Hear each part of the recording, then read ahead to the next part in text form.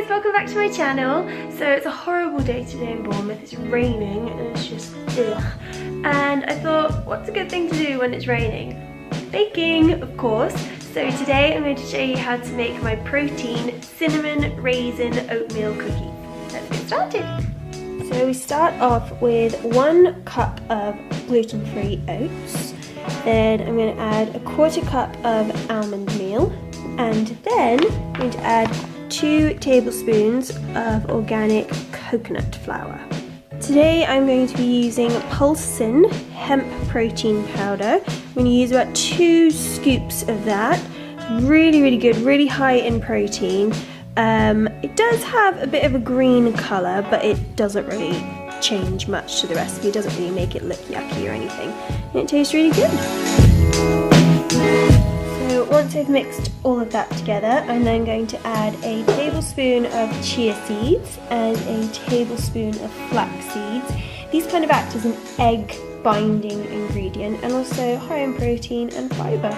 So of course, spice wise, I need some cinnamon. Always going to have the cinnamon in oatmeal raisin.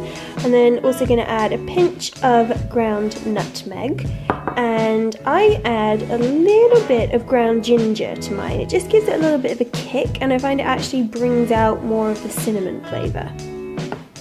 Next, I'm going to add 2 tablespoons of organic coconut sugar. Coconut sugar is a really great alternative to refined sugar. It has a really low glycemic index as well, so it's just a great alternative to normal white refined sugar. Okay, next I'm going to add a teaspoon of bicarbonate of soda, a teaspoon of baking powder, and then I have these lovely things called nutribrex. They're gluten-free. They're kind of like Weetabix, but they're gluten-free. I'm going to add 2 of those. I'm going to crush them up and add them to the mixture. Right, now it's time for the wet, or should I say sticky ingredients. I'm going to add 2 tablespoons of organic black strap molasses. There are so many health benefits to this, guys. Look it up and it tastes amazing. I'm then going to add 2 teaspoons of pure Canadian maple syrup, and then I'm going to add a 1/4 cup of almond butter. Got this reduced at home and Barrett. 1/4 cup of almond butter, and then I'm going to add a 1/4 cup of melted coconut oil. So I'll just put that in the microwave for a few minutes, melt it all down, and it will become all liquidy. And just to bring it all together at the end, I add a few teaspoons of unsweetened almond milk. And then of course the final ingredient, sultanas. Okay guys, so I set my oven to 185 degrees Celsius.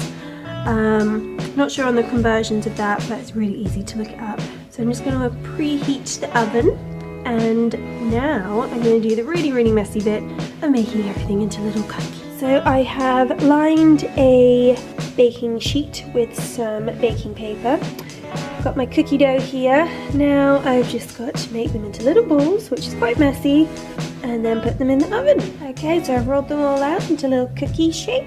The good thing about these cookies is that they don't actually spread in the oven, so you can put them quite close to each other. So these will go in the oven for about 10 to 15 minutes, depending on your oven, or until they go about golden brown.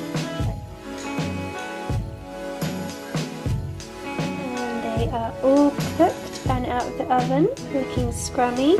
I'm just going to let them sit here for a few minutes, and then I'll put them on the baking tray to cool completely, and then they are good to go. Thanks for tuning in, guys. I hope you liked this video, and if you do try my recipe, please let me know how they turned out. If you want to see more yummy recipes and just want to see more videos, you know what to do.